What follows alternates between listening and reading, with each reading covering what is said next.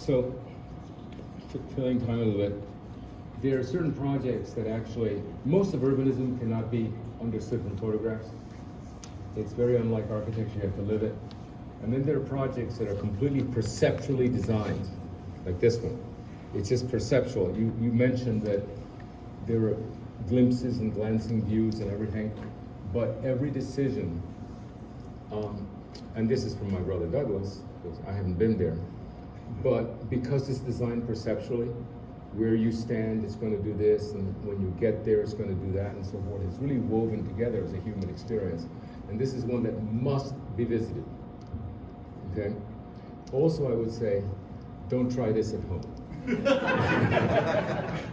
Because, you know, the fire marshal isn't going to particularly understand what you're doing. But one way out is you say, look, if you consider this a 10-story condominium with hallways, yes, right? Why the hell do you have to put the fire truck on the 7th floor?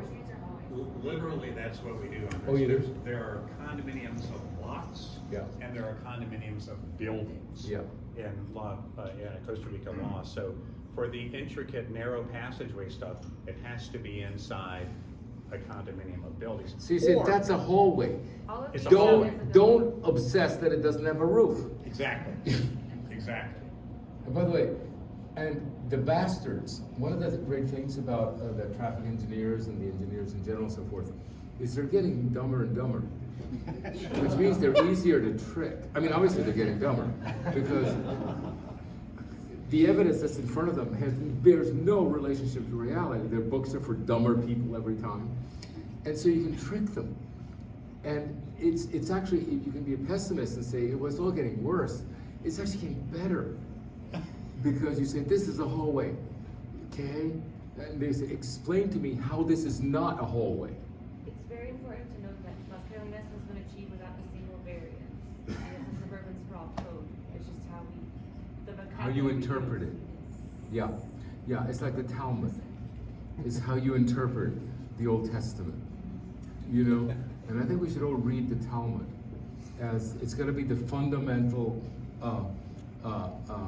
philosophical basis of how you deal with the theology of traffic engineers and various people like that. Okay, now this is all very theoretical. What my talk now is not theoretical at all. It's the first thing I've ever proposing that I really haven't thought about very much. And this should be a great relief. But I feel it. I feel it strongly. And as I speak, I might develop a theory, okay? But I want to say something, because you missed a really good talk. There's a new person on the board member. He's a Black American, we're very happy to have him. And he gave a talk, which is where I'm late, on what equity is. And, you know, equity, he says everybody misunderstands it. Everybody thinks that equity is about measuring the outcome, okay? Not the opportunity, not the level of opportunity, but the outcome. And we're gonna measure the outcome. And he says, no, equity is how you feel. If you feel that life has to be fair, you make all the right decisions about it. You see, so it's about getting yourself to feel that people have been dealt with unfairly. And then you don't have to worry, because then everything will be all right.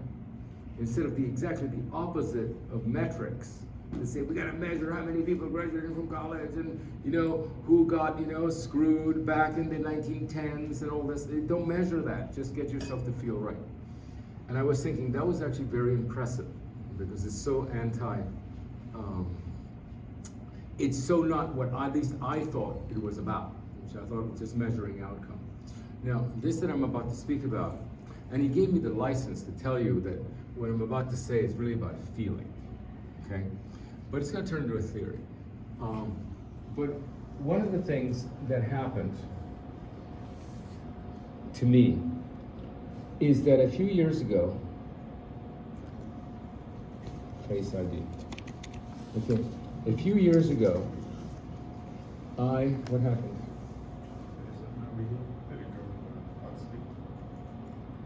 Do I have his? Can somebody do this? A few years ago, I started becoming medically allergic to architecture. I'm not saying I'm allergic to architecture. It made me ill. And what happened was that I felt it very oppressive to actually live among literally the presence of architects that were telling me, look how great I am. Look how beautiful this is. Look at this molding.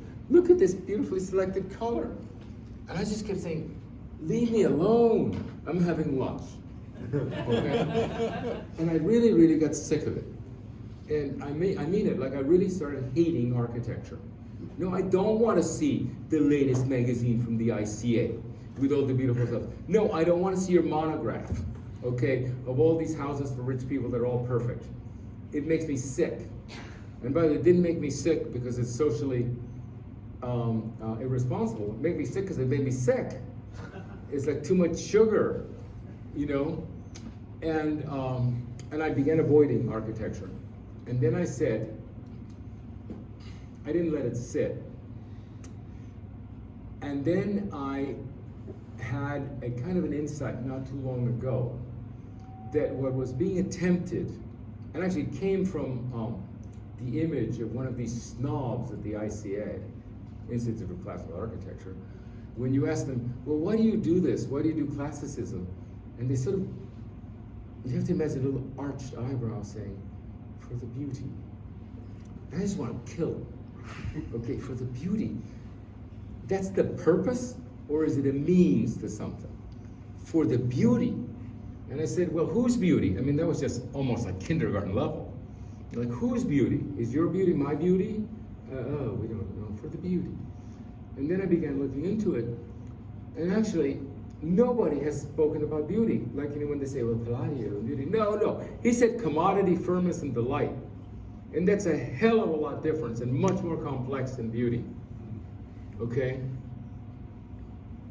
It was really much more complex. And these guys were actually, the combination, what I find the combination that's really not working out is fantastic talent, real knowledge. They can deliver beautiful architecture, incredible budgets, and a non-functioning brain. Like, what's behind this beauty? Why? There's beauty, you know. And I think that architecture has never had this combination of actually beauty per se as an outcome. And then I began looking into it, and I was thinking of all the buildings that were ever shown to me, I mean all of them, in art history courses. The Frank Lloyd Wright buildings. I'm not talking about the modernist buildings, they weren't even interested in being beautiful. But even the buildings that didn't have a beef with beauty, you know, that actually, I'm talking about Rem, who wants to express the collapse of Western civilization. No, okay, just Sullivan. Just look around, and there isn't a single building that is vacuously beautiful, okay? Now, years ago, I'm not talking about this, but I do want to say something about this when the time comes. But years ago, I ran across in France, I live in France half the year, I overheard a Frenchman calling a woman Jolie Laide. She's a Jolie Laide, which means a beautiful ugly, okay? And I always remembered that, so what the hell are they talking about, Jolie Laide? Well, if you look it up, it's a word in the dictionary, not only in France, but in English. Every dictionary in English has Jolie Laide. It's actually an international concept. And what it means, the most elegant definition, is one in which he said, it's not necessarily a woman, but it's said something that is beautiful despite itself, or beautiful nevertheless, okay? And I think the English word that most transmits it is character, okay? Character, like that person really has character. Now, as I look around here, with all due respect, not everybody here is absolutely beautiful. But perhaps you are. But most people, you're not. But you're still perfectly attractive because you're interesting. Do you see what I'm saying? It's like it's obvious that what we're really interested in the end. And I had a kind of a private conversation with David Broussard, who's the great advocate. He writes relentlessly about traditional architecture and beauty. And he's a great newspaper writer. And he says, well, we must have beauty. And I said, look, in your newspaper, do you have your editorials written by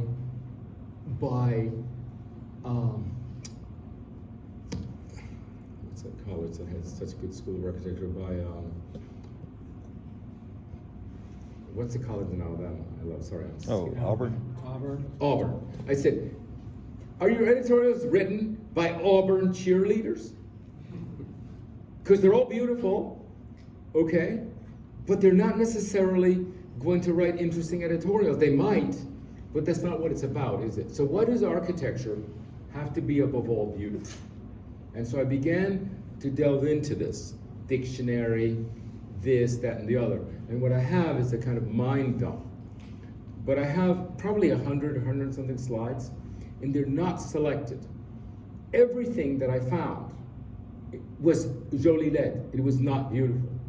And this is without going back into Vincent Scully's lectures or things But I'm dependent upon you to actually, after you've been alerted to this issue, to look for yourself and see how many of the great buildings are actually beautiful in a conventional sense, because it's pretty close to zero, okay? And yet today, everybody is doing, they really are arch,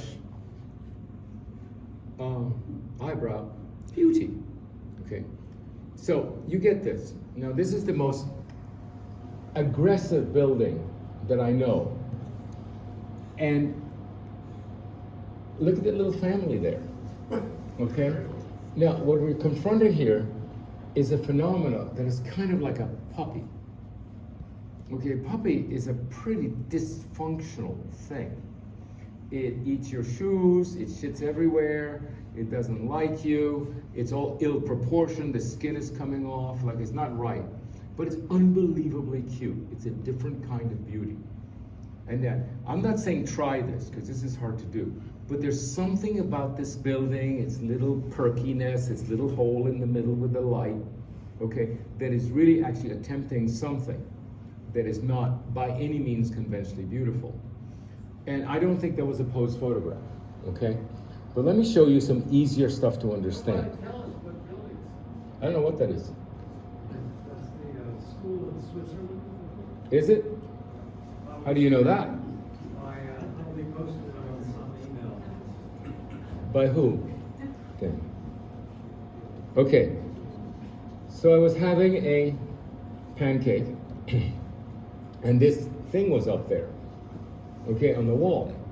And this is like, I'm sorry to say, but nothing here is beautiful. This is not conventional beauty. That is not conventional beauty. Look at that thing with the eyeballs. Look at that building. Look at the sign. Okay, but it has incredible character. There's something about it that actually you like, but it's not conventional beauty. Now, I'm not saying you ever do anything remotely like this, but there's a kind of approach to architecture. This is like a vaccine. Okay, this is like a vax to beauty. I'm going to show you stuff like this. Now, this is one of my favorite buildings, and it happens to be the headquarters of the Archive d'Architecture Moderne in Brussels, which is the first building that reintroduced, the first organization that reintroduced traditional architecture to the current generation, starting in the 60s. And this is where Leo Creer was born. This is where all this stuff, the great magazines called AAM came. They chose this building. So what is it about this? Well, there's a whole series of centers. You see how there's a center here? And you think, well, it's going to be, no, it's actually then centered here. See those two windows? It's centered there. And then this guy is working with that guy, so there's a center here. and then we got the stuff going until we get bored, and we put 2 holes here, and then we go up and put a balcony asymmetrically there, and then we cut the top so it's only 6 bays, and the next one is 3 bays. Okay, now, this is definitely not beautiful, but it is incredibly unforgettable. Okay, you just know. And the architects, when they had a choice of where to put this place in Brussels, the people who were traditional architecture said, this is a good bet. This is a good brand. They had a choice, and they went with this building, which is pretty interesting. Let's look at a city that we, I think, thoughtlessly admire. This is Brienne, Hill City. Okay, Brienne is on a hill. This is one of these wonderful drawings done by Germans in which you can actually lose yourself. I've actually never seen it this large. But you can go in here and say, damn, oh my God, I want to live here. This is really great. Oh, yes, the wall. This is like your town, okay? It's full of steps and cool places and temples on top and everything. And what's it like? Bam. Okay, cool it. Because if this were all sweet, if it were all designed by beautiful Notre Dame graduates, being every building pretty, you'd have to throw up in the kitchen sink. It would just be too sweet. You know what I mean? There's something that says, can we just calm down and maybe try a little bit harder up there? It doesn't have to be perfect classicism. We don't need a lot of windows. It doesn't have to be symmetrical. I think we need a kind of understanding of just sort of, I don't know how to put it, but just reeling it in, and say, this building is not only not the person who's getting it is not only not deserving of beauty, because it's just a shithead that made money God knows how. Okay, I'm not even talking about social issues here. I'm just saying, can we just reel it in and cool it and just have a nice walk without admiring one architect after another? And by the way, I'm completely complicit. If you look at Alice Beach, okay, Alice Beach has so many beautiful, glorious, brilliant buildings that you can't stand it. And you gotta go have a beer or something harder. What? You know what I mean. You gotta go out. Okay, now here's something. Everybody loves this. This is a London Muse. Who has not loved the London Muse better than the neoclassical stuff in front?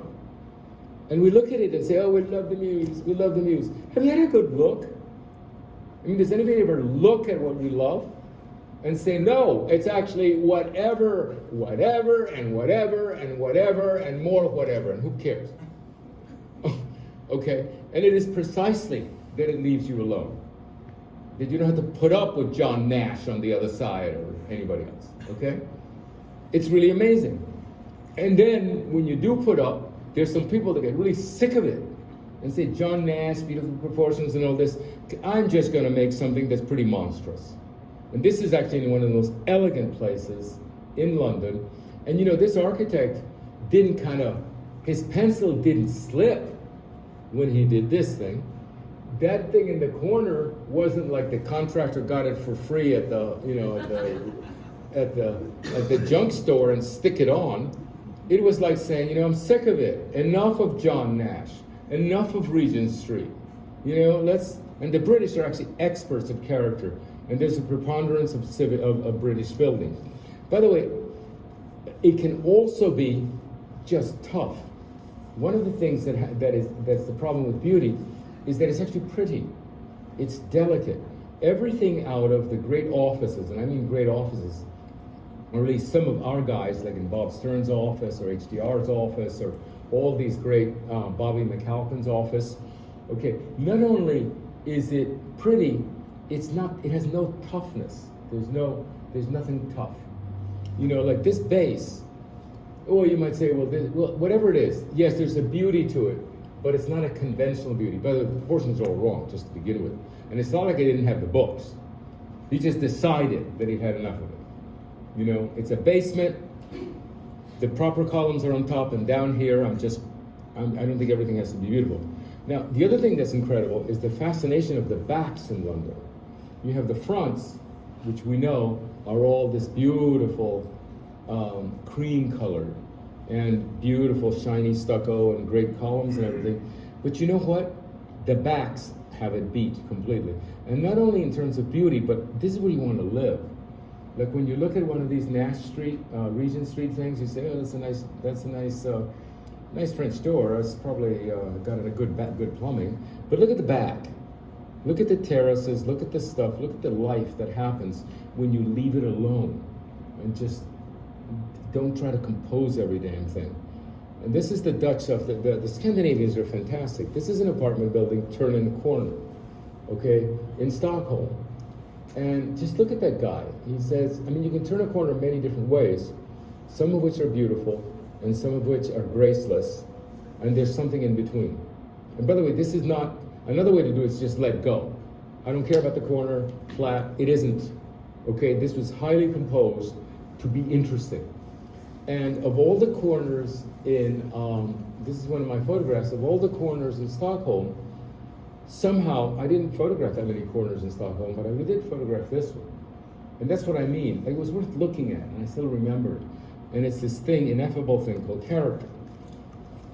Now, I think that some of our buildings, we have models that are actually quite vacuous. I think there's an obsession with Palladio, and we know how it got here, but it hit very hard in the 1980s and 90s in America. There were books called Palladio in America. It had to do with University of Virginia and Jefferson. You know, the way we got the nose of traditional architecture under the the nose of the camel into the tent was through Thomas Jefferson in Virginia. You know, Jack Robertson was there, Leo Creer talks about it.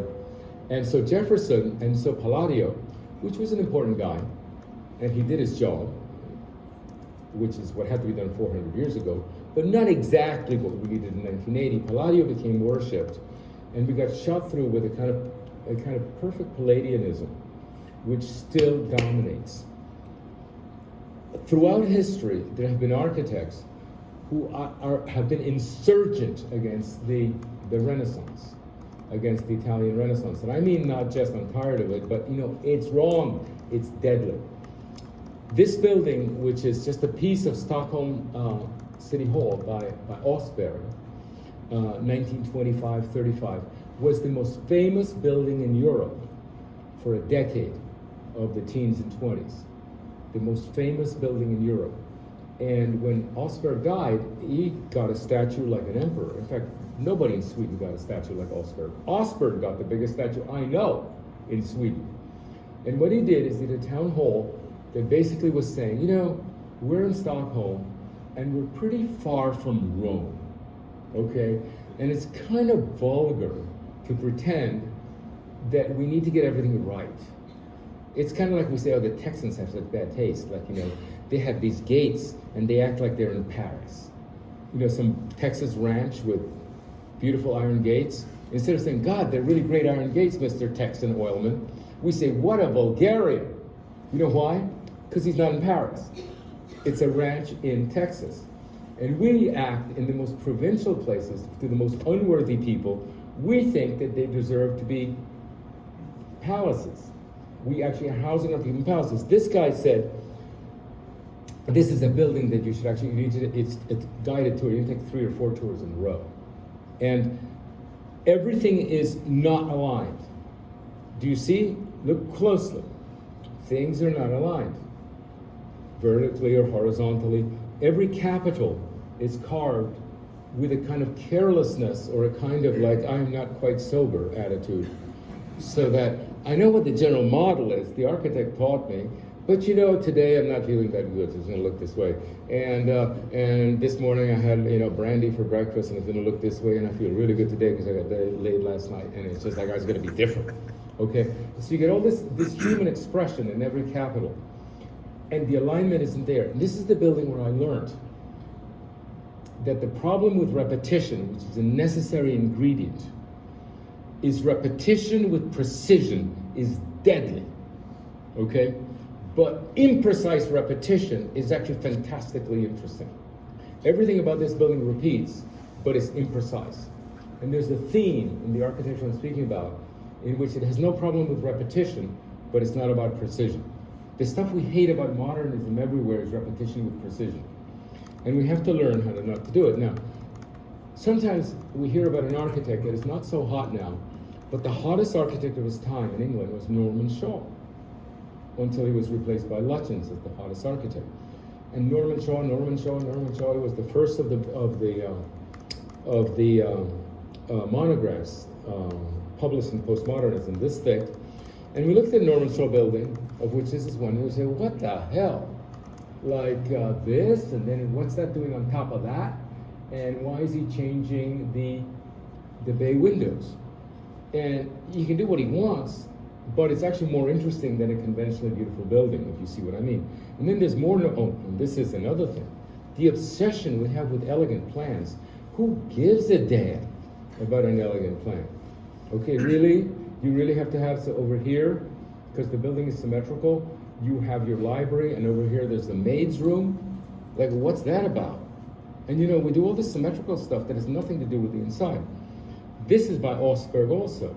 And this is a house that is actually sitting in a lot, and these are the property lines. Here, you see the property lines? This is not created by setbacks. I mean, it's not created by party walls. It's created by an irregular lot from the 1920s. And instead of squaring it all off and articulating it and regularizing it, he says, I'm going to go with the angle. And what he does with the angle is actually entered on top. You see that little door there on the left? Up there in the upper left? When you come in, it's a fantastic thing perceptually. Actually, the colonnade goes out. So there's no enclosure. So you enter, and you enter through a little door, and you expect, oh, it's going to be a courtyard in there. And instead of a courtyard that actually is syntactically dense by coming in perspectively, the damn arcade's falling away, right? And suddenly you're in the most unexpected space, and you're looking at the center of this guy. Bam! With this thing falling away. And by the way, there's more and more. You can just go on. Everything about this thing is really interesting, because it's not a Palladian plan, because it's not an important person living there. It's just a Swede. Can we just cool it? You know, like, why does the floor plan have to be a Beaux-Arts building? You know? And the damn thing is, we're so good at it that we actually pull it off. The good architects here pull off the most amazingly complex programs with consummate elegance. Well, what about not having elegance? Can somebody just sit down for breakfast without feeling inferior to his architect? You know? Really? Just leave us alone. By the way, that's the entrance. You see the little door? Fantastic. Well, I'm just a regular Swede, you know? I don't need a portico. Reserve that for the town hall. See what I mean? That's the building. And then there's a lot of stuff. I purposefully didn't want to learn the name of these architects, of all the architects I'm talking about, but they're all from 1920 to about 1950, and they're all famous. And they're famous enough to have monographs, to have a whole book dedicated to them. I'm not talking about nobodies. Now, I don't want you to learn their name. This is not about more art history. But this is just a building by some famous English architects from the 1950s. And it's ugly, but it's also much nicer because it's ugly. Do you see what the guy did? He actually puts up some really serious bay windows, okay, which are disproportionate, the way a puppy's ears are or something, or a puppy's tail. If puppy's tail is too thick, you know, but it's cute. And what you do is you get fantastic, much more fantastic spaces. And it has both character and it's not pretentious. And then there's this fantastic, some of my favorite buildings, one of these Swedes, what I call the insurgents of the 1920s. And if you look at this building, I don't have a full facade, but you enter here, it's a perfectly blank facade. And it's all concentrated here, and then you enter, right? The street is over on that side here. You enter, and lo and behold, there's a band of windows that just takes your breath away. So you enter through a thick facade, you enter, and all the windows are in the garden. In a kind of dumb way. Window. When you enter this house, you say, I love it. I just love this house. Look at all the windows. Look at the back facade. Okay? And by the way, look at the plan. It just does what it has to do. But this idea that you actually don't have to compose it, but you can have just a single interesting idea, Like, let's have a blank wall and a little entrance, and let's put all the windows on the other side. It's completely thrilling. This house made this guy's Ager Raffen. He's completely famous. Became famous then, is famous now because of one house. And here's the other side. Okay, people say, ew, ew, isn't that ugly? Ew, that hurts me. Well, it just means you become a weakling. You know, if that hurts you, if that building hurts you, which is a house in a street, I'm sorry, your DNA is pretty thin. You've probably become a Habsburg or something. Okay, this, by the way, is a Roman house. This is where a Roman lived, right? You can see the door with the street. There's an atrium, and then there's a colonnade in the back, okay? And it's a delightful house. You've been in them, haven't you? This is in it's not in Pompeii, it's in the other place, Herculaneo. But somebody came up with the really stupid idea of having Americans live in temples.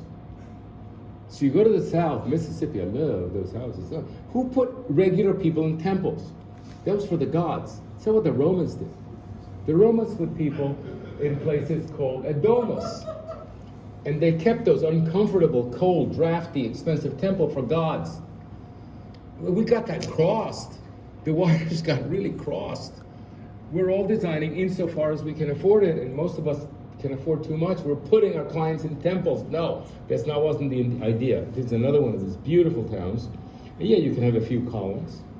You can have a few columns, but most of the columns are for the civic buildings, and the other ones sit around like this. You see, just no more than 3 bays, 2 columns. That's enough for you.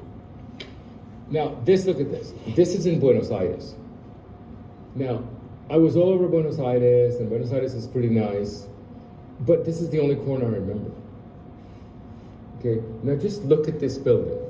Among the things that this was designed by an architect, right? There's this hole, and then there's which is too big, and then there's a porch on top that makes the hole acceptable, and then there's a bunch of windows as necessary, and then there's this corner thing which is pretty cool, and then there's a balcony on top, and then 2 windows that are different sizes, and a thing on top.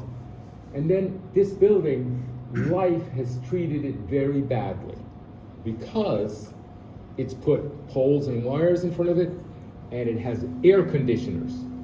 See those horrible air conditioners? Those air conditioners would have screwed completely any of our buildings.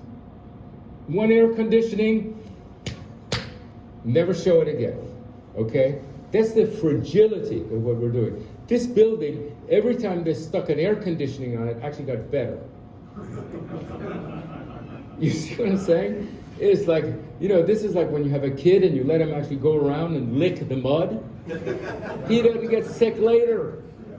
It's the perfect, precious kid that just gets COVID every time, and you got to protect it. And the analogy is absolutely extraordinary.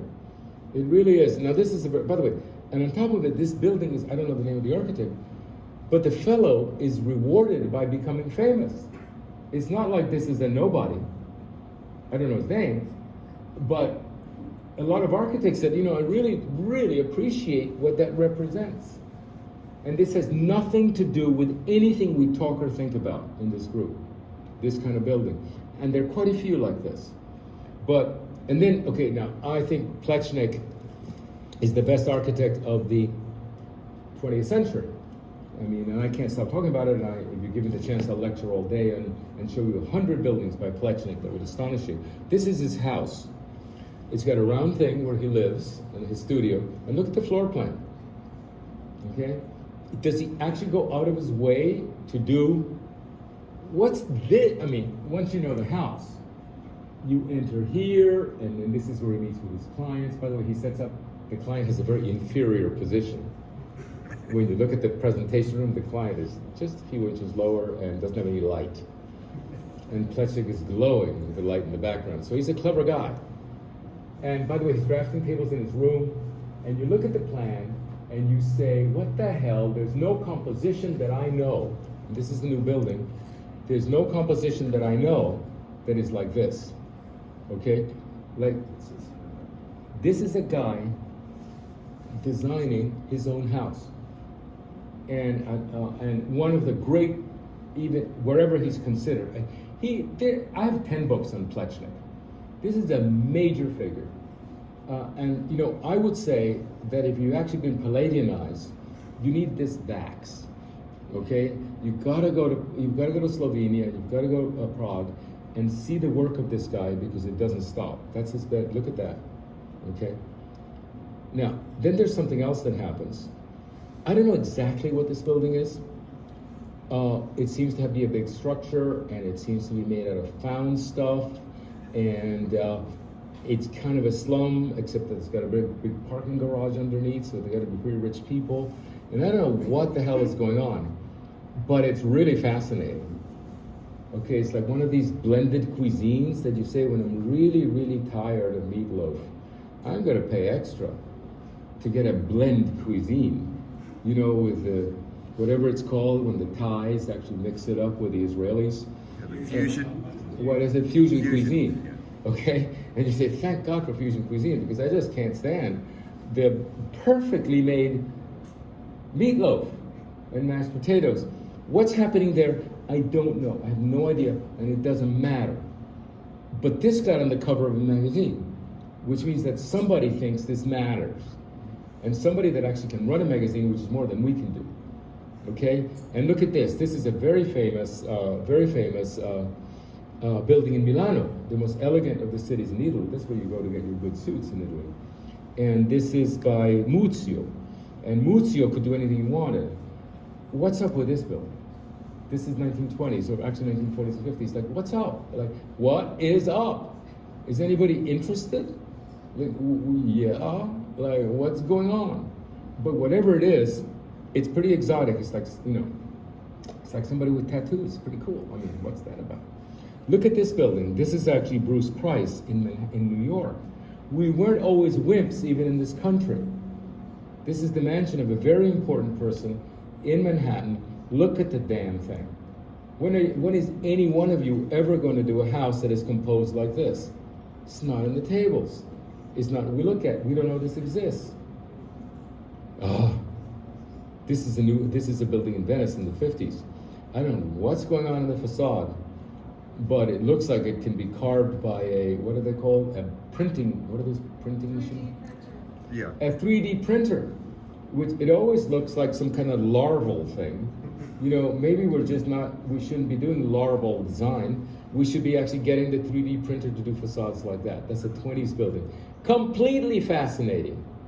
This is not a mistake. This is a famous architect composing a building.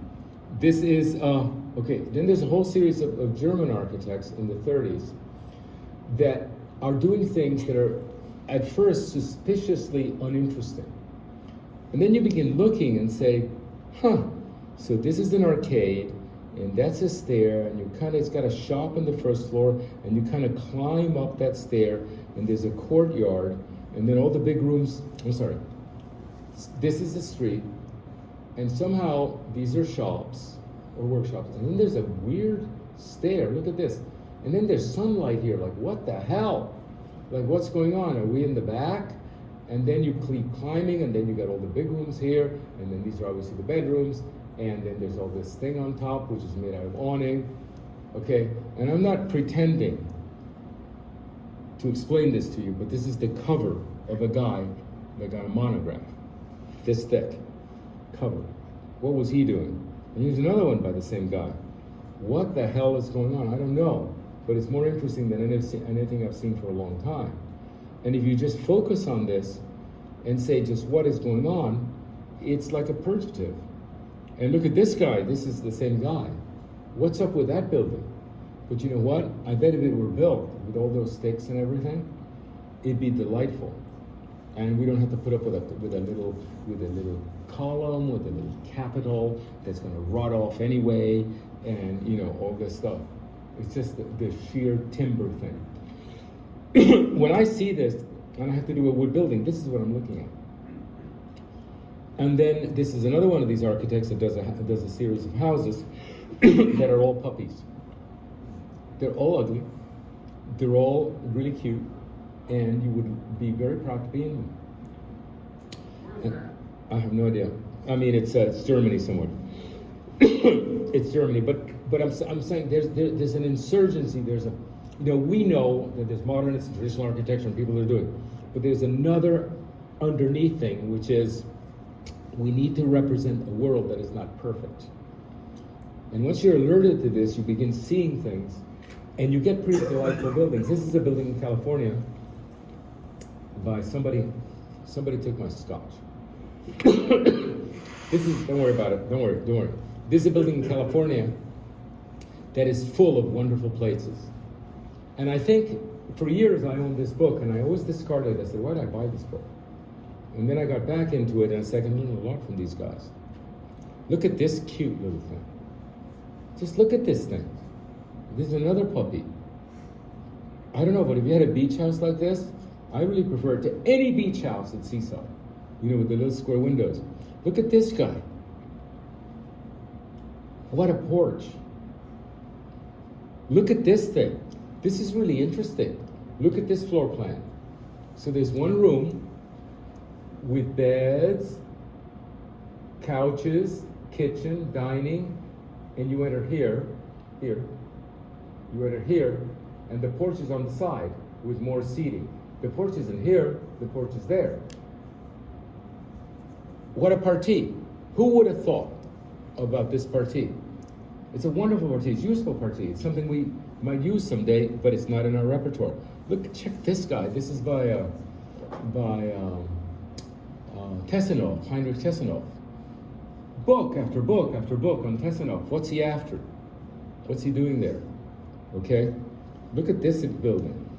This is a hotel in India.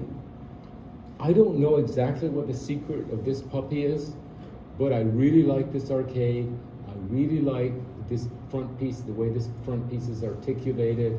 I really like that it's a box on a box on a box. I really like the way it's woven this way. And I think if we actually drew this, if somebody actually did 3D on this instead of Palladio, they might actually learn something useful. Oh, by the way, this is just, I have to introduce something. This is a house we did about 40 years ago. It got an architectural record. For years we were an architectural record. We had record houses and PA awards and so forth, the old DPZ. Look how ugly it is. Okay, and it was just a tough house, and I don't know, I think we were thinking that there was a beauty to this. But it's no current architect, classicist, would ever do anything this kind of tough and uncooked, would they? And yet we did it for some reason, and we got, in those days, being an architectural record was the absolute top award. Now look at this guy. This is our friend Buff Chase, and these are seats in. Would anybody on this in this group ever leave a seat alone enough to be like this, where he actually looks pretty cool? He looks cool. It's cute. It's nice. It's memorable. Okay. Low House, McKinley and White. One of the greatest houses in America. Every architecture, there isn't an architectural history written that doesn't include this house. Tell me about what the definition of this beauty is. What is the definition of this beauty? What is beautiful about it? What happened to this DNA? Where's it gone? Because if any of us, designed here, something like this, we would be pushing back. By the way, this is, this is actually not correct in proportion. These slides are too like this. This guy's spreading. In my slide here, it's spreading much more. What if one of us actually did something like this that was actually tough and smart? What would the modernists say? They would back off. I think the modernist attack on traditional architecture is not on traditional per se. It's on pretty traditional architecture, which in fact is absolutely meaningless in the current situation. How can you listen to a lecture about climate change, or even anything, or even equity, or anything, or Ukraine, and design such pretty buildings as we do? I mean, are we doing that in a thermos bottle? Are we working in a vacuum? By the way, this is an interesting guy called Duo Dickinson, who writes almost every week in a magazine called Common Edge, which is very open-minded. I was curious about Duo Dickinson, is that he does buildings like this. This is a house. I haven't heard him hear about it, but this is actually Duo. When we read about Duo Dickinson, you say, what does Duo Dickinson design? Pretty interesting, okay? I can say, look at this. Yeah. Now, do we know about this? Does anybody not love this? Does anybody not love this? Does anybody think this is conventionally beautiful? It's not. The building inspector. That's not a stair. That's for pots. Okay? Just go away. We're putting pots here. But I mean, I've climbed that stair. why don't I know it? You've been there. Yeah. Why, look at this. Why don't I mean, I'm blaming myself. Why can't I think, actually probably Las Catalinas does have a lot of this stuff. But why don't we think about this? We just don't, and I'm part of it. I don't think about it. Okay, this is something that Doug Calball sent me.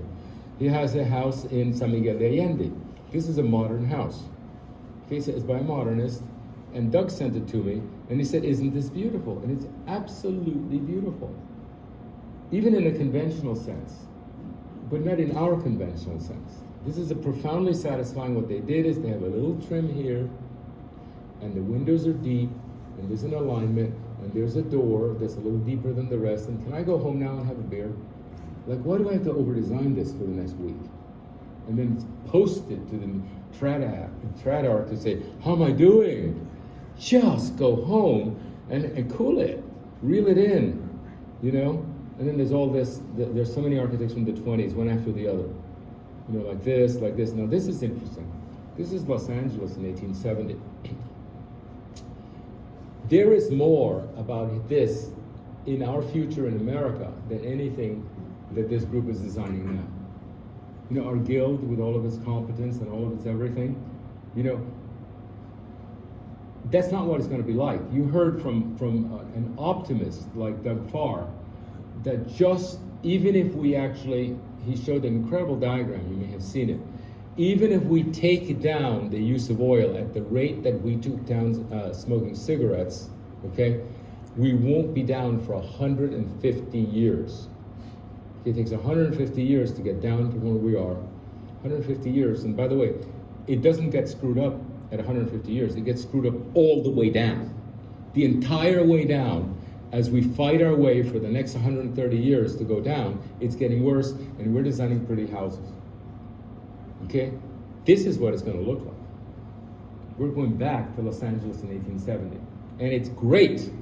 These, look at that. You come in here, there are shops here, there's a place here for this, and there's a place here for that, and this is delightful, and these are my horses, and I'm having a great time because it's a compound, and all my friends can be here.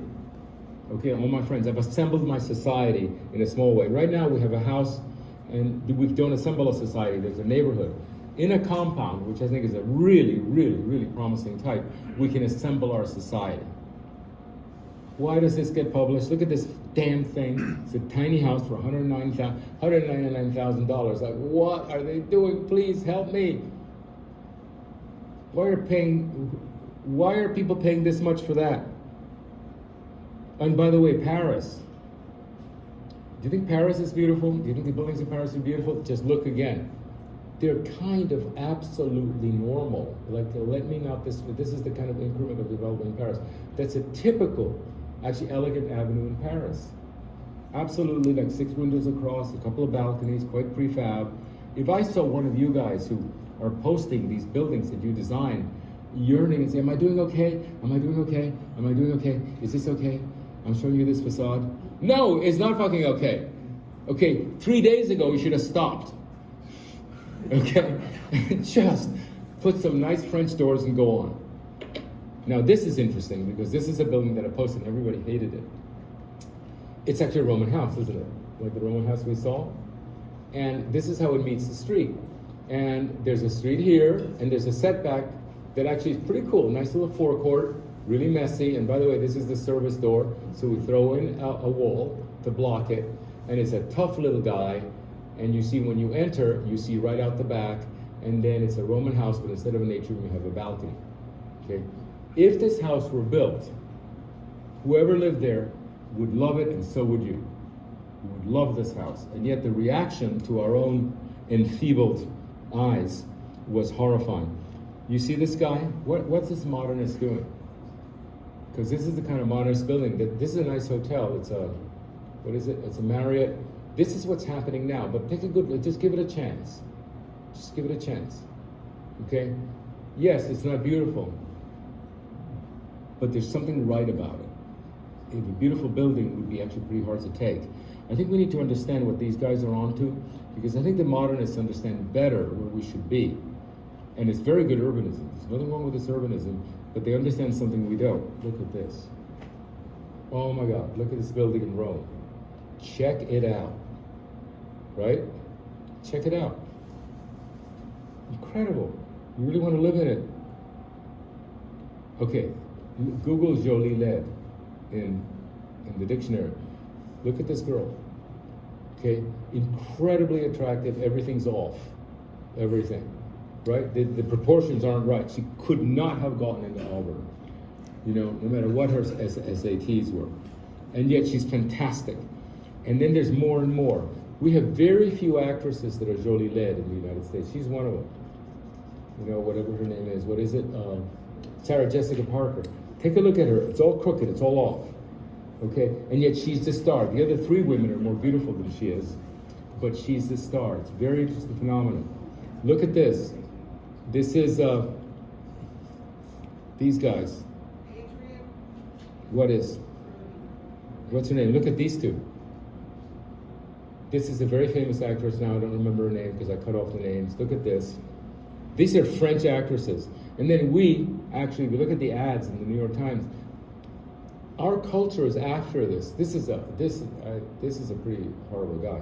But they're trying to sell us something in a very expensive ad. There's something happening here that we need to track. Okay, there's a backlash from the conventional beauty. This is an ad for just a few days ago. Look at this building. We were talking about a transect from top to bottom. A terrific little skyscraper. Okay, I don't know what makes it magical, why it's even worth rendering, why it's so highly published, but it's worth studying what happened there. Look at this. This is London. This is another muse in London. Better than any front you've ever seen. You know, I don't think you can compose this, but you can learn that there's something right about it. That things don't have to be lined up. I think actually an exercise would be to give this to a Notre Dame student and say, deconstruct it. See what the planned strategy is that would create something like this. Because you can knock out any modernist with this kind of thing. It's better than modernism. Oh my God, Jean-Paul Belmondo.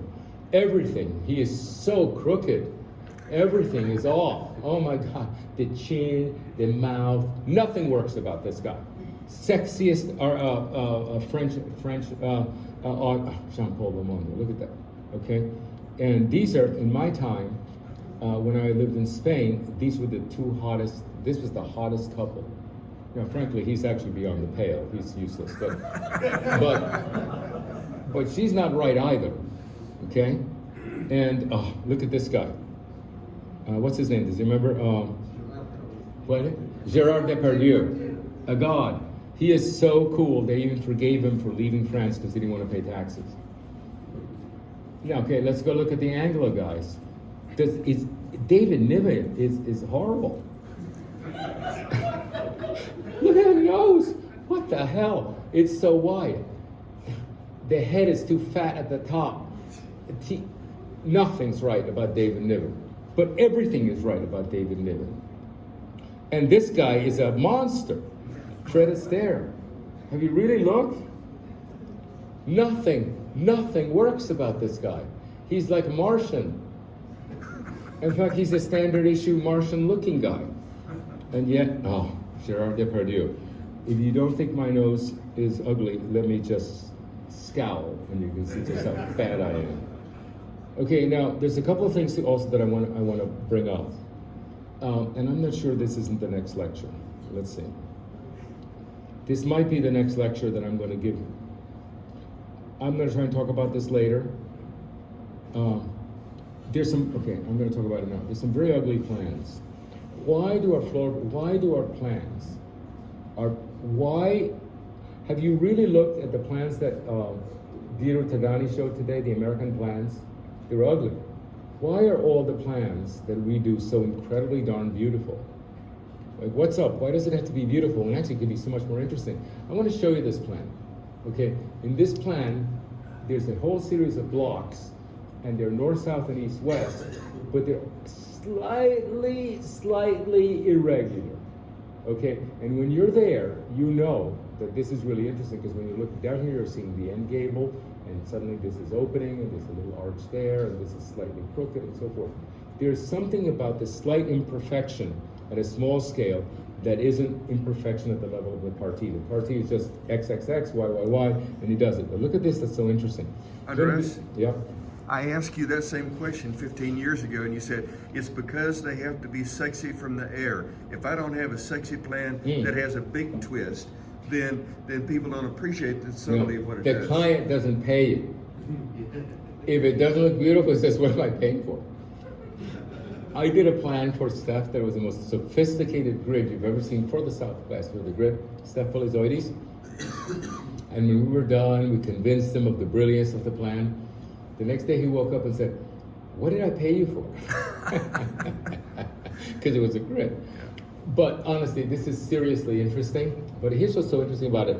I'm about to show you, as you looking from here, look what's actually going on. Look at what's going on.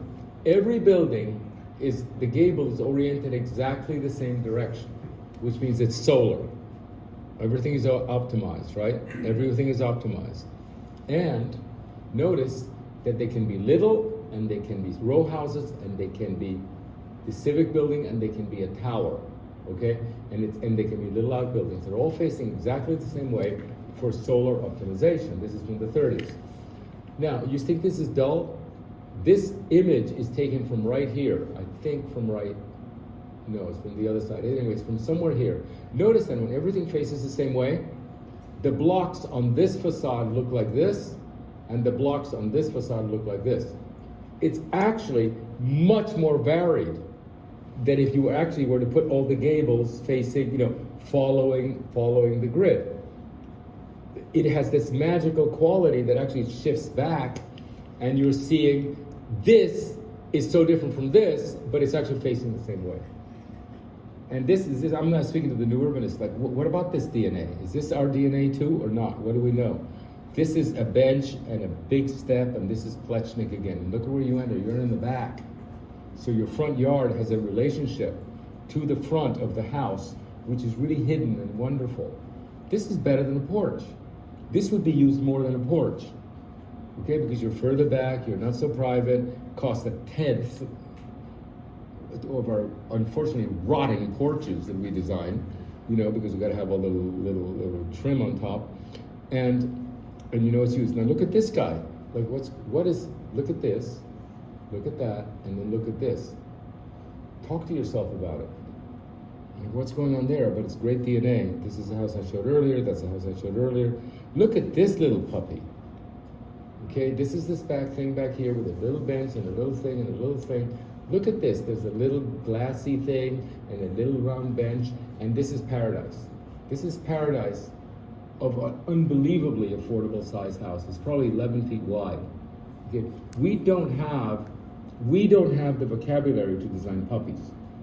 Okay, to design small buildings. You see what happens when a new urbanist designs a small building that's supposed to be thing. It's desiccated.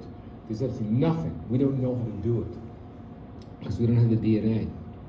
These are some of these guys, okay? Walter, I don't expect you to learn this, but these are some of the monographs that I own. Look at this. This is a famous photograph in Spain. And this is a guaranteed a delightful building. You know that this is great to live in. It looks great, and it lives great. And it's just a bunch of things right out of the catalog going on for a quarter mile, and everybody loves it. Why do we have to? It's what? It's great. Isn't that great? Isn't it great? Like, why can't our facades be windows? Because the modernists have discovered that. They do nothing but glass. I know, we're stuck with punch holes. Okay? Well, we don't have to do glass. We don't have to do punch holes. We can get beautifully proportioned windows and line them up and tell them to go fuck themselves. Because ours has just as much view, and it's just as easy to do, and there it is. And by the way, we have to learn. This is very hard to light. It took me a decade. Okay? But this is a building that made this architect famous, and there's a lot of stuff here If you give it a chance, and you give it a chance, and you give it a chance, and you give it a chance, and you give it a chance, all the way up. I'm not saying to do something exactly like this, but this is the kind of DNA that we need to breed with. But we need to give it a chance. We need to understand why some very intelligent people thought this was a great building. We've got to grant them that our opponents are not stupid. That's the first step. And that they bothered to do a complex drawing and publish it. And so what is it about it? What is it about? Oh, Maybach.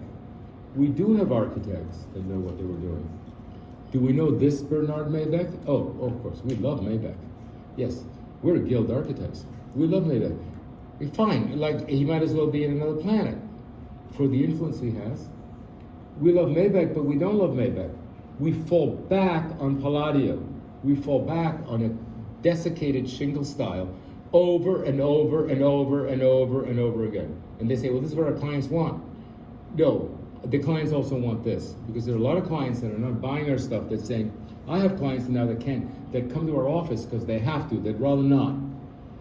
But they think we're the best, but they can't stand traditional architecture. So they put up with us and they police very hard to make sure we don't do traditional architecture, which is rather humiliating. No, I can do modernism. Well, I don't trust you. But if we did this, we wouldn't have lost them. This is a fantastic building by Bernard Maybach. Well, and actually, it's not the ones we publish.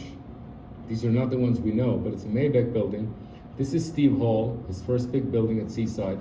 These little cube things, they're delightful to be in. Wouldn't you like to live in a 3-story cube on the 3rd floor? Pretty great, but no, we don't like that. This is actually from a plan service. I was very impressed. This is a plan service that sells you a building that looks like that. Look at this. Thin, these rooms are great. Short, medium, tall. That room is fabulous. Who is this plan service? But somebody knows what they're doing. Why aren't they in the guild? When I saw it, I said, this is not the treacly sweet plan service shit that is like, I can't wait to turn the page, and the minute I turn the page, I forget what I saw. This was memorable. I photographed it. What's going on there? By the way, this is Seaside original. Seaside was a tough place.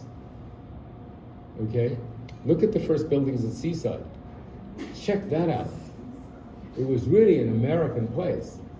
Now, there's a phenomenon that Steph Polizoidis calls peasant Baroque. What happens when the peasant goes to the United States, makes a lot of money, comes back, and he's still a peasant? But he's got a lot of money to spend. That's what we're getting. We're getting a bunch of peasants that have a lot of money, and we're actually supplying a very low level of architectural understanding. Instead of actually saying, yes, I understand you're a peasant, and by the way, there's a lot of vigor in being a peasant, and I'm going to understand what it's like, and I'm not going to sell you this vulgarity. This was, Deborah Burke, Dean at Yale. Deborah Burke was actually secretly town architect at Seaside. She designed quite a few buildings, but she hides because she lives in a Stalinist architectural situation where she has to hide anything she had to do with Seaside. But I remember her telling me when I was a traditionalist, I said, this is the building next to Seaside. I said, this is my favorite building. This is 40 years ago, she told me this. And I said, you are a pervert, Deborah. Like, how could this be your favorite building? But I've never forgotten that she actually walked me out of Seaside and said, this is your favorite building. You can really get into what's happening here. Not exactly what's happening here, but there's something really interesting that's happening here that is a lot easier to live with than a lot of the Seaside stuff. Okay, so these are two people that live completely off the grid. They built this house, Willie and Leah, outside of Seaside. And I was visiting them, and we were talking, and they said, Leo Creer told us that this was the best house in 30A.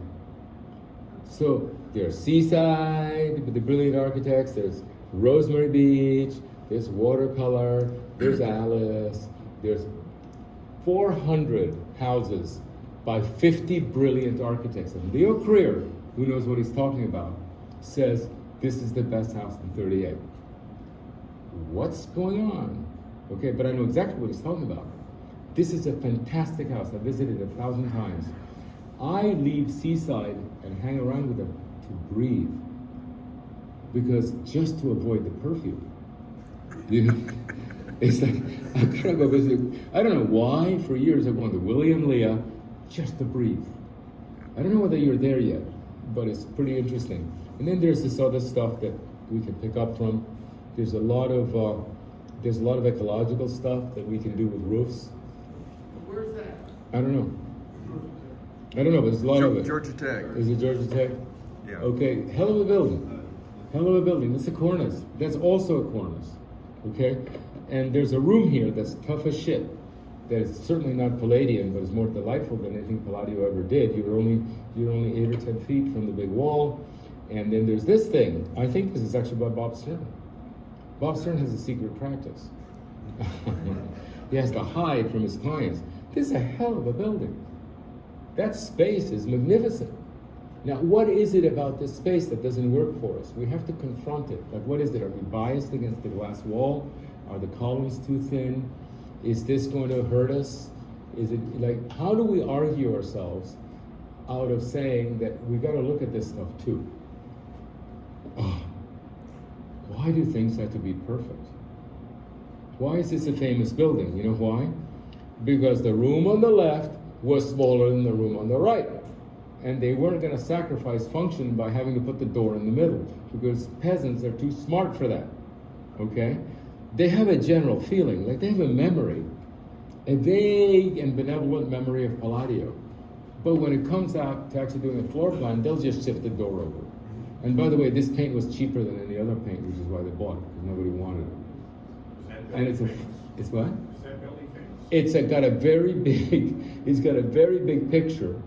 It's anonymous in a very expensive book. I don't know who did it, but you can see how things are off. And basically all it takes is one more window. Like, how hard is that? Can you just do that and then go home? Stop torturing architecture. By the way, Voisey has, one of the really great, who doesn't like Voisey, fabulous 19th century architect. He never did a pretty building. Never. This is one of his own. And it's endless. You can get a Voisey book this thick, and there's nothing beautiful about it, but it's all strong.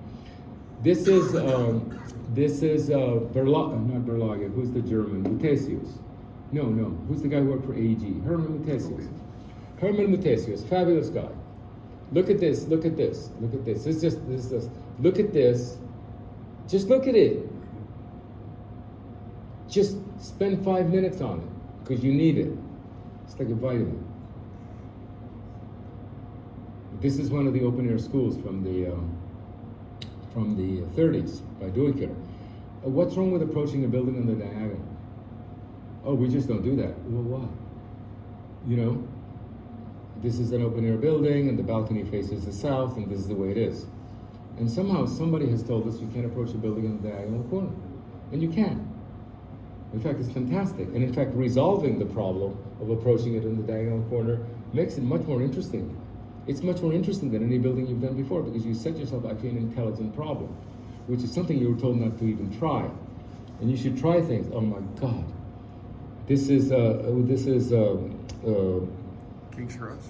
King's Cross. They had the money to build it. What were they thinking? Why are the arches up here? You know why? Because they knew that life was this. Because the Old Testament told these Brits that things were tough, and that the devil existed, and that it wasn't, and that we would no longer live in paradise. Therefore, at some point, they're going to build all this shit at the base. Okay? And so they actually, like most of Paris, they actually put, in a lot of Paris and a lot of cities like this, they cut the composition off because they know that the bottom will be trashed. And they don't want the composition to be kneecapped. So they actually, above that, they actually create this thing which remains magnificent, and then there's this wonderful stuff on top. Now the idiots today have cleaned this out. Our generation took out this wonderful stuff, and now everybody's supposed to love it. It's never been more boring. It's now a really boring building. Because they knew about this, because the contrast between the two is very real. Have you looked at, by the way, this is not, why do we look at the Palladian buildings in Britain, of which there are 3? We focus on 3 buildings. This is what they were building. This is the British Renaissance. It's not the little Palladian surrogate that they do. This is what they were doing, and they're fantastic. You know what these buildings are like? You've been inside? They're like New York lofts. They're fantastic. Big, sunny rooms inside, instead of these Palladian dark places. Oh, but do we know about this? Has any of us ever looked at this seriously as a facade? Because people would love this. We could do a house that was actually like a loft. No, we're doing Palladian buildings, of which there are almost none. The German compositions of Schinkel are fantastic. This is by actually Currywurst in one of our towns. These are Currywurst, of which the partner, Marianne Curie, is here, does buildings like this. Fantastic, tough, memorable buildings, incredibly talented. Okay, this is very early. They were just kids. They were kids when they did this.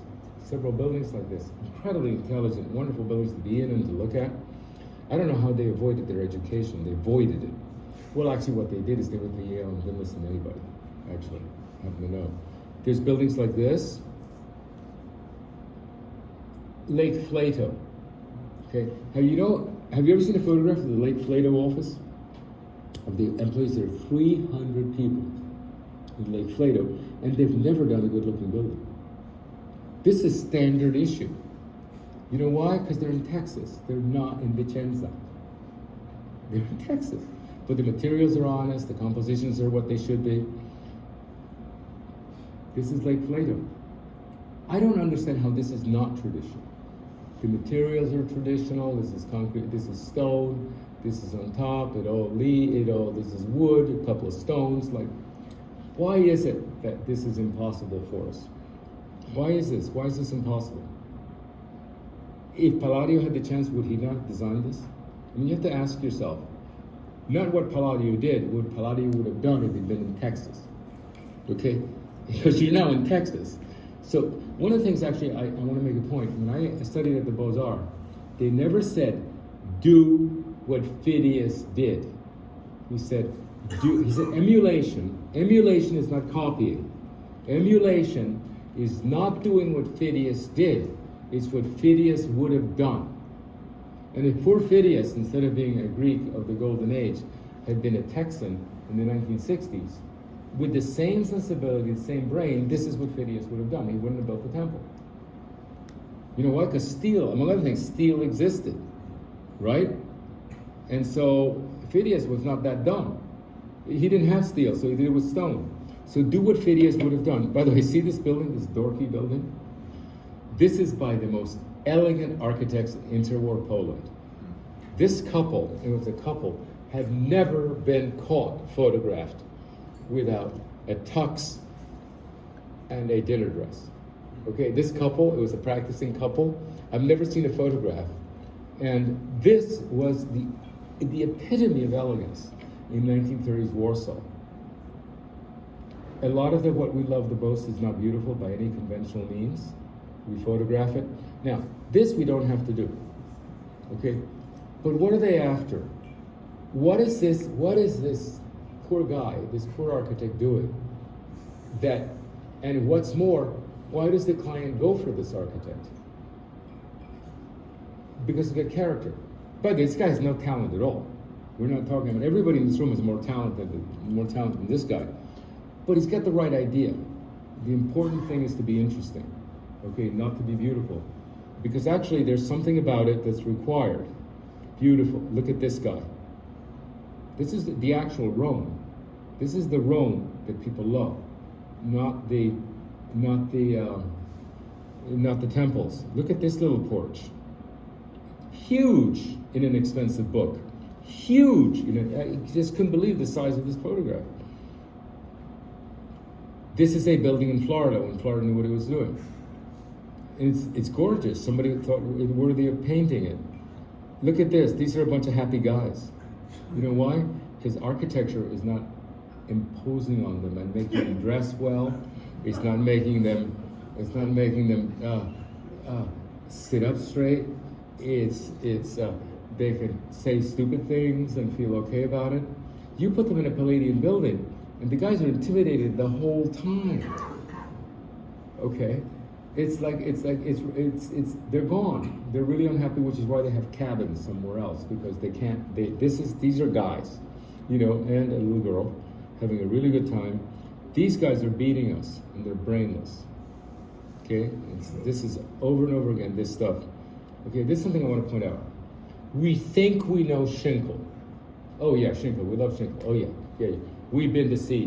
When I say, well, what about Plechnik? Oh, we had a tour of Plechnik. Leave us alone, Andrés.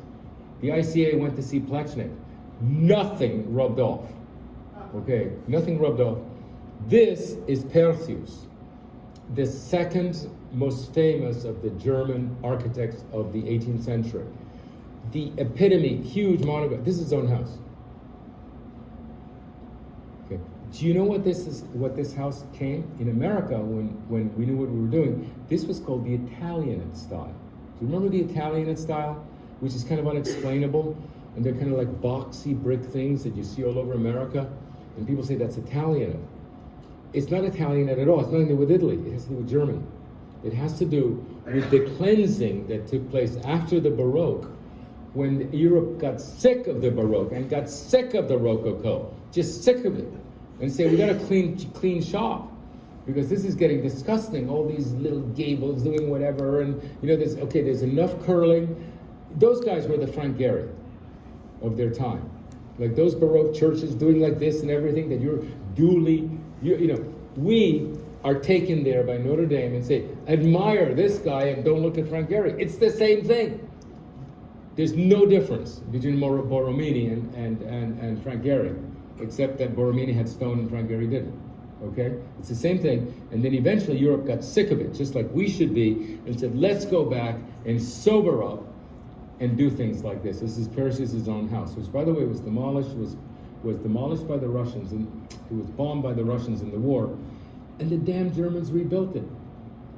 That's how important it is to them. Incredible creativity. This is by one of the fascist architects. It's gorgeous, but it's not beautiful. Oh. This is the best truck of all time. Okay, it's not an F-250. The F-250 is, a Ford F-250 is pandering. Say, look at my curves. Do I look like a Nike shoe? No, I don't want my truck to look like a Nike shoe. I want it to look like a milk truck. Look at this guy. So American. I mean, just try it. Just shift a window over 2 feet and get an award. Okay? Look at this thing. Fantastic. Look at this thing. Look at this thing. These are all famous buildings.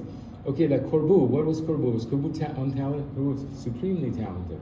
But he knew at one point that what we needed was this. That we needed brick, and we needed concrete, and we needed plywood, because he had to cleanse it. We had to cleanse the palate, and he gave us a sensibility. This is Leo Creer. Who's Leo Creer's favorite architect? Anybody know? Corbusier. Do you know Leo Creer? I can give you a lecture. Leo Creer is redrawing every one of Le Corbusier's buildings and correcting them. Okay? But the DNA he's picking up is Corbu, not Palladio. But really, have a good look at Leo. Have you seen anything tougher? This is his most famous first building. Look at everything. Look at the beams. Look at the strap on the beams. Look at the stone. Look at the railing. Look at that building. This is the building that made Leo famous. This is our Palladio right here. Look at that. It's masonry, steel, and timber. Everything you need to know about architecture is there. I know because I've actually had my students draw it in SketchUp, and it can just be disassembled. This is the steel, this is the stone, this is the timber, and it comes together, and everything is the correct proportion. That's the proportion of steel, that's the proportion of timber, this is the proportion of stone. And by the way, this is the proportion of concrete, because he's not pretending concrete doesn't exist. And this axis is concrete. It's all there. Leo has actually written the treatise of our time. The book that Diru Tadani did, the book, is actually the treatise that we should be looking at and not Palladio. It's the treatise of our time. It's everything we need. What's it called? Architecture of Community. Architecture of Community. It's a collection of all his work and all his writings. It is the treatise. Oh, by the way, this is, you know what this is? This is scaffolding. Do you have a low budget? You have a problem with low budget? Get some scaffolding.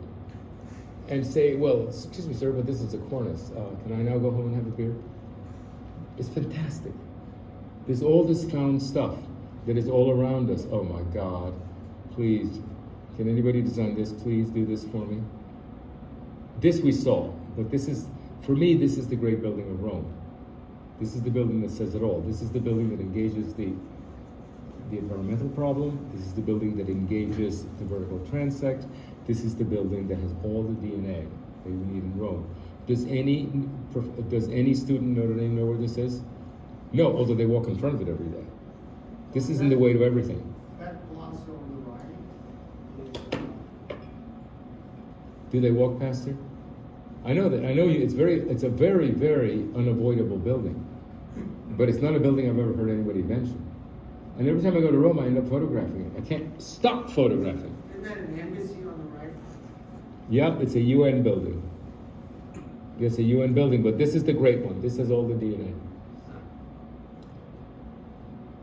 By the way, modernism. This is Asplund being a modernist. Quite interesting, huh? You know, dorky modernism. This is the Asplund and its imperfection. This is, when we were at Princeton, this was the most famous building. Michael Graves would have everybody work on this building. The Villa Snellman by Asplund. Lots of imperfection. This is really, we knew all about the imperfect circle. We knew all about this pochette to hide this thing. We knew that you entered here through this thick zone and how this went up, okay? And then we knew that there was this weird facade in which the front door and the back door were in the same axis, right? This is the front door and that's the back door. Whoa, what happened? Why is that? Oh, because that faces south and we're in Sweden. Okay, and by the way, it's detailed. Exactly, the front door is detailed like this, and the back door is detailed like a back door. And they just sit next to each other doing their job, okay, which is a totally different job. And this building was, look at this angle, all this, how you enter. Now this is what I wanted you to look at. Okay, by the way, this is another building by Asplund. This is the back of the city hall, not the city hall, the courthouse at Solvesborg. This is where Venturi was born as an architect. And you know, this is worth 5 minutes. This is the front. Solvesborg, like Venturi couldn't get enough of this building, everything, the details, everything that was done. And if I told you just 2 or 3 things about it, you'd be amazed. But I want to get, oh, by the way, this is fantastic. This is a country house by Ostberg, just to remind us, to make damn sure that we understood that we were 2,000 miles from Rome, okay? Don't confuse me. We're in the Hicks, and this is a great building. And that's what the reading is, because people look at it and say, oh, that's Ostberg. Well, why did he do this? Why is everything off? Why is everything wrong? Why is there suddenly this sitting here? What the hell is going on? And you should see the floor plan of this thing. He's saying, cool it. This is a very famous museum. Everybody travels to it. It's the Faaborg Museum. It's really worth seeing. Look at the floor. This made this architect completely famous. It's one of the most famous buildings from the 1920s all over Europe. And then you look at this. Do you see how this actually doesn't quite work? Do you see how the tile doesn't quite, the pattern has just enough imperfection? It's not worked out, it's forgiven. It is exactly, look at the stucco, how it's done. Look at the colors, look at the floor plan, okay? Just look at the floor plan, look at what it looks like in the little town of Faaborg. There are books after books after books on this building. What were they after?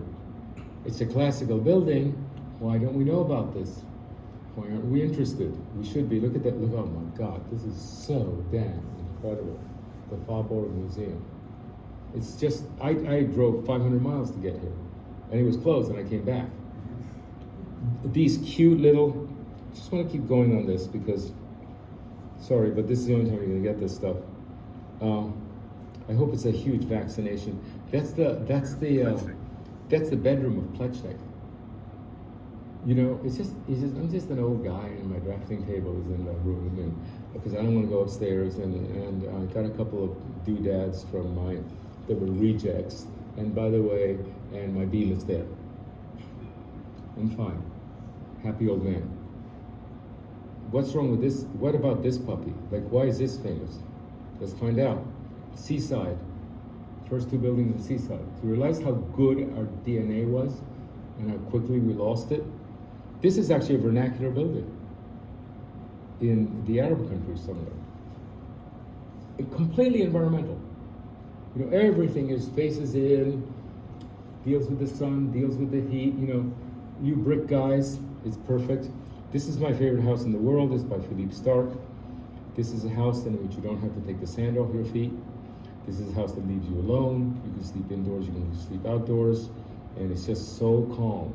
And I'm obsessed by it. For years I knew it existed. I never found a photograph, and suddenly it was sold and very published. And this is my DNA now. Everything I'm designing is a house like this that leaves me alone and leave you alone. Where is that? This is in Formentera. We're doing a project now in the Bahamas in which this is the DNA of all the houses. And you should see our code. It says, design it as if no one would ever clean their feet when they come in from the beach. Okay, that's the kind of code I'm writing. Design it as if. Design it as if. Design it as if. Okay? And it's all about beach life, which everybody has forgotten. Frank Lloyd Wright being ugly. Fantastic. Housing Corporation. Look at this. This is what we used to build in Florida. This is a wonderful house in Coconut Grove. I can't get anybody to design anything this simple because they can't gang. Okay, this is what I wanted to show you. This is my father when he became a developer in 1947, and he bought ex-Navy equipment. He built this shack for himself. Can you believe it? Just he built this, and that was his drafting table, and he became a developer. And it's the best building he ever had. Later on, he got the big palace office building by Mies van der Rohe. Forget it. He was never happy than in this little building without air conditioning. This is by, what's the name of your partner? That lives in Julie Sanford? Julie Sanford. Yeah. Julie Sanford is a wonderfully talented architect, works with all of us, okay? And she does, you know, peasant Baroque for people when they ask for what she asks for. But this is her heart. These are Julie's buildings. Look at this. Like, just check this out. There's this kind of building, then I ran out, then I got this building, and there's a gutter, and I guess there's a car here, and I just go home and have a beer. And in the house that you can't see, that's the other way, is a totally doctrinaire beach shingle style. Right. And it's dead by comparison. It's dead by comparison. By the way, if you want a beer, you got 2 minutes to last call. That's all I got. Okay, this is that beach building of the kind we should be in stuff. This is near Seaside.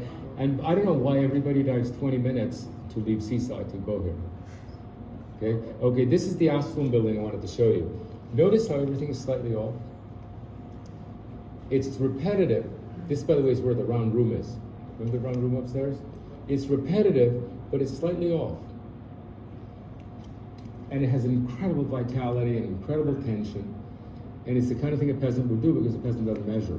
They eyeball it. And also the room inside could use a little foot here and there. But this is what's in, oh, by the way, this floor plan, because the person is allowed to be irregular. So in here, anybody who went to Notre Dame would do a straight thing here or a straight thing there, right? Straight and straight. But no, this Scandinavian says, I'm gonna bulge it, which makes a really fascinating space here and an even more fascinating space there. This is not in our repertoire. We would never think of doing this. And yet it's cool. Showed you this earlier. Okay, this is cool. This is Asplund's first sketch. Okay, you see how every building is off, how every window is off? Because it was a color sketch. He kept it in the working drawings, and then he built it. Why is it that our sketches that have all the vitality of the peasant, we then straighten all out? You know, when we put it in CAD, we think, oh, that was a mistake, that was a mistake. No, actually, that was precious. That was the human hand that actually had it slightly off. There's something about your eye and something about your hand that was off. And we took this human part and absolutely sterilized it and straightened everything out. And then you say, why doesn't anybody like my house? Well, because it's boring. Compositions like this, they're perfectly traditional, but also not. This, by the way, is the most beloved building in Auburn. Every graduate worships in front of this building. And it's actually one of the few memorable buildings in Auburn, including all the modern architects trying to brag. This is what they love, this building. This is me. I'm practicing. I'm not there yet. But I've got all the equipment. See all that equipment? I own it already. I'm gonna be a dignified old Frenchman. I'm not gonna be one of these poor Americans, which you see all over Florida, wearing running shoes in short pants in front of Dunkin' Donuts, even though they were CEOs of corporations, right? This guy did nothing but run a tractor, and he has tons more dignity than the typical American in front, who has a mansion somewhere, who he can't stand to be in. All over Florida, why are the guys sitting in front of Dunkin' Donuts with running shoes? Because they're repelled by their houses. And there's no place to be this way. Okay, now this is a story that's rather intimate. So I went to Notre Dame, where my brother's a professor, and I arrived the first day of spring. And you may know that one of our great new urbanists actually created a wonderful, by the way, it's so good that several new urbanists claim to have done it. Oh, I did that plan. Oh, I did that plan. I don't know who did it. But there's a main street right outside the School of Architecture, which is by the book, 4-story new urbanist, shops on the first floor, apartments above, the whole thing, great spatial definition. So all the architects meet for the first time, spring day. They could have exited, turned left, and gone to the new urbanist place. No, they turn right, walk 6 blocks. Okay, 6 blocks to go here. What the hell are they teaching? And I asked them, why are you here? Why are you here? Why are you here? I don't know, we like it. These are the great professors of architecture. Douglas is there. This is the great Marianne Cusato. This is the assistant dean. These are the brilliant imports from Europe. Okay, this is the next genius. And they're sitting there on a picnic table here. And they didn't know what they were doing. Why are we here? Well, I wasn't invited back. A lot of stuff from the 30s that are very talented architects. A lot of Italians did very interesting work. And this is Charles Barrett, the greatest talent I've ever worked with. Look at all his stuff. It is always curiously Jolie Laide. Okay? It's tough, it's not right, it's irregular. We're going to publish Charles Barrett's work. We've actually got it all scanned. Steve Mouzon scanned it. Corbeau, great parties. Look at this guy. It's so close to being a building a party that you could work with. Look at this section, how it works. It's actually unbeatable. Scott Merrill doing a Main Street. By the way, 35 years ago. Scott Merrill, fantastic. Look at this. Look at this building. Okay, this is Villanueva Niemeyer. Niemeyer's first building, made him famous.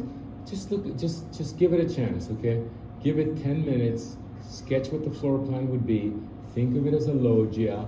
It's after all, you can make that a traditional building. It's just that it's the best party you've seen. The vocabulary is desiccated. I get it. It's too thin. It's too brittle. But the party is killer. It's a killer party. Give that a chance. Give Frank Lloyd Wright a chance. This is an Erection that he did. These are Frank Lloyd Wright buildings. Look at them. Incredible. It wasn't an old prairie school. This is very early Frank Lloyd Wright. See that composition. See how that's composed. It's quite fantastic. Look at Frank Lloyd Wright. He's the last of the Greek revival art. Look at Frank Lloyd Wright. Oh my God. Check that out. Could you work with that? Frank Lloyd Wright. Oh, this is Asplund. Okay, so Asplund is asked to design the Parliament building for Finland, and he designs the most fantastic Acropolis you've ever seen, right? So what is this? This is the meeting hall, which is here, and this is the office buildings. The office building, see the little windows? So he puts the office buildings below as the base of the Acropolis, and then he puts the top of the temple, there's no section here, he puts the top of the temple on top where you're sitting here. That is the top. This is actually a deep room, that big. And so this is also, the incredible strength of Alvar Aalto. Alvar Aalto, as a young man, was a fantastic classicist, actually better than Asplund. There should be a book on just Aalto, who is the best architect in Scandinavia. Aalto, as a traditionalist, is an amazing guy. This is my own office building. It's pretty ugly. I've never stopped loving it, not because I did it. This leaves me alone. You know, it's asymmetrical inside, it works perfectly. It's a new building. What about this guy? You want to be an American? Check that out. That hotel, again, you saw that. A lot of the early buildings, this is the Dartmouth College. If you ever, actually, we saw this today, beautiful building from New England. You can do some very inexpensive, wonderful architecture if you just calm down. Oh, and this is what I wanted to show you. This is what we call the Italianate style. This is a typical building in Savannah. We adore Savannah. Do we look at Savannah? Oh, we adore Savannah. What do you adore about Savannah? We just adore Savannah. Do what, do you like the restaurants? They're not that good, actually. You know, the squares, they're okay. But have you looked at the architecture? It's the toughest stuff you ever saw. It's got an apartment or a thing below, it's got a stair, a little bit of architecture, and inside it's incredible. And I haven't seen any one of you design something like this. You always screw it up. Andres, if you could stop at that one, what is everybody doing? And that looks to me like a building that, you know, any member of architects. They don't leave it alone. What's different? Is it too fussed with? Is it too? I think people like you, Mr. Developer, would think, what am I paying for? I'm paying you this much for a cube?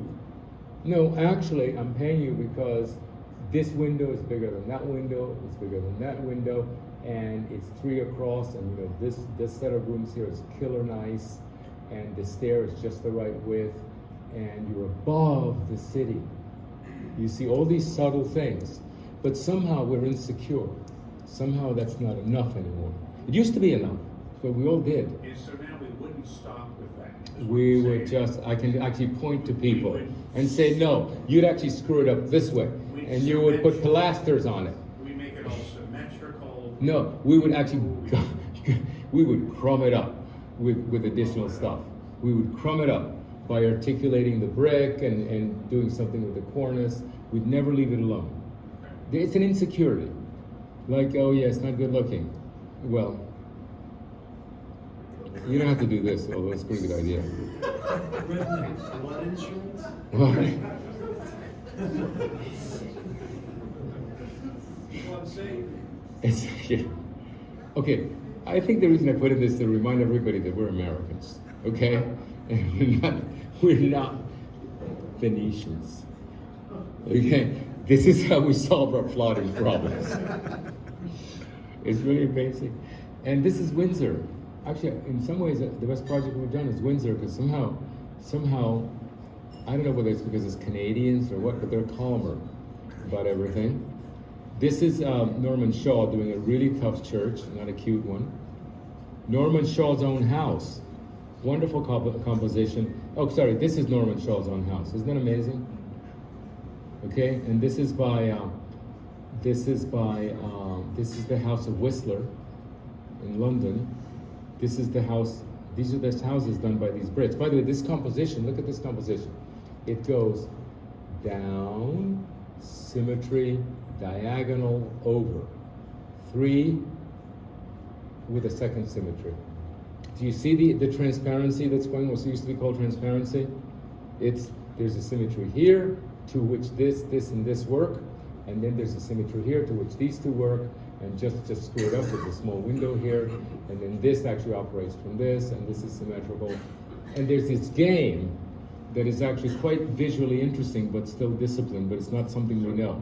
can you stop on that one for a second? So if it were just more random, you would disapprove. Yes, completely. yes, So there's a method to it. Yes. It's not quite yes. the by the book. There's still an architect here. There's still an architect, and he's responding to what's inside, but it is composed, but there isn't, and this is what drives clear. Why are we doing buildings that have a single symmetry? Several of the buildings I showed you today have actually overlapped symmetries with multiple readings. And if you look at Creer's buildings, he actually has the symmetrical buildings we designed with a big X on it. And then he shows the ones that have localized symmetry and puts a check mark on it. This is Creer, our guy. I'm trying to put words in your mouth. If this were just done just for the heck of it and not responding to something that's inside, you wouldn't like it. I think I would like it better than a Palladian villa. I would still think it has But vitality. because it's responding to Yeah. what's inside, but yet it's still resolved in some satisfactory way. That's Yes, why you like it. and the Brits knew it. This is where Oscar Wilde lives. In this street lived Oscar Wilde, who was the great American painter. Like 6 famous people lived in buildings that were all next to each other like that. Do you know that it's Tite Street? It's called Tite Street. Okay, and this is the ultimate American building. Don't ask me why, but this is not something that the Venetians would have done. It's just tougher, and it's cuter, and the porch is probably nicer. You see what I'm saying? And yet it's knowledgeable, but it's not overwhelming you with the kind of scholarship that I think is killing us. Anyway, that's it. So.